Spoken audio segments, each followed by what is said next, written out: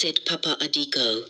"If she finds a man who truly loves her, a man who loves her enough to marry her, she will return to her former self, even more beautiful," replied the native doctor. They all looked at Adigo, who was crying softly, and Papa Adigo wiped his tears. "How will we know who truly loves her now?" he asked. The native doctor stood up and looked at them. "Time will tell. Let's pray.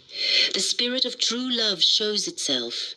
Adigo and her mother returned home from the native doctor's place, and they both could not stop crying.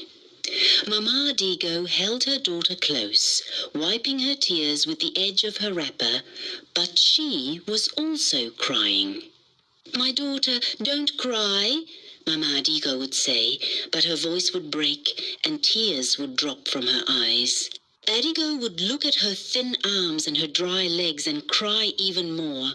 "Mama, why me? Mama, what did I do to deserve this? Which sane man will love someone who looks like me?" Every day, Mama Adigo would cook herbs and give Adigo to drink, hoping she would get stronger, and Adigo would sip them slowly, tears falling into the cup. Weeks passed, and Adigo could now walk slowly by herself, though she looked like a moving skeleton. The children in the village would see her and run away, screaming, "Masquerade! Masquerade!" One early morning, Adigo and her mother stepped out of their hut to light the fire for cooking breakfast. Mama Adigo had tied her old wrapper, and Adigo was wearing her mother's scarf to cover her rough hair. They were about to fetch water when they heard loud voices and laughter. They turned their heads and saw young men gathered in front of Mama Moyo's hut.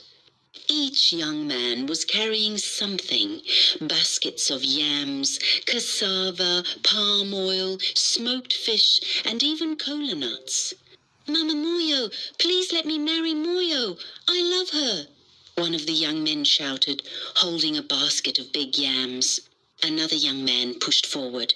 "No, I love her more. Mama Moyo, see what I brought: palm oil and smoked fish."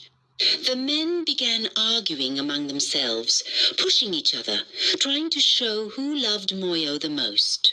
One said he would build Moyo a new hut. Another said he would buy her a goat.